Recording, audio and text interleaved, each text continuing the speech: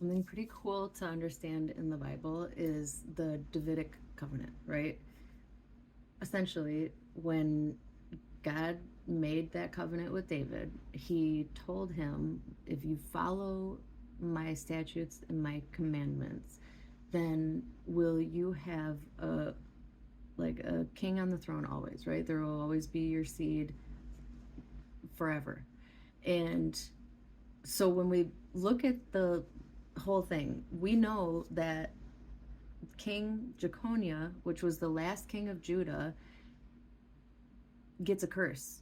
And God says out of his own mouth, like, he says, no man of his seed shall prosper sitting upon the throne of David and ruling anymore in Judah.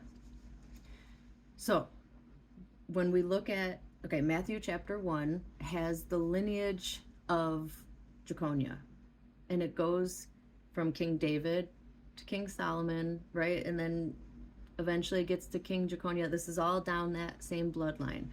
And then it eventually gets to Joseph, Jesus' father,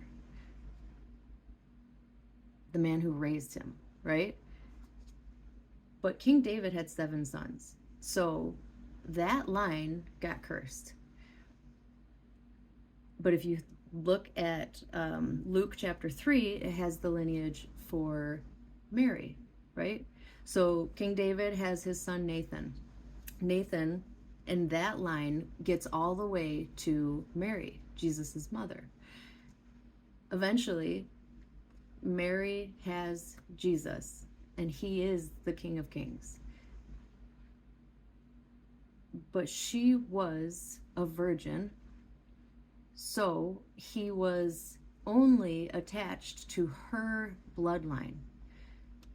God's words never fall to the ground. When he says something, he makes a way for it, right? Because he cursed King Jeconiah. That he said that bloodline, like, your seed will never rule again.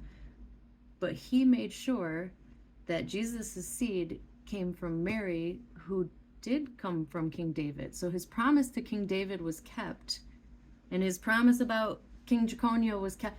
Everything he says comes to pass, even in astonishing ways sometimes, right? It makes sense of why she was a virgin. He's King of Kings. God does it all.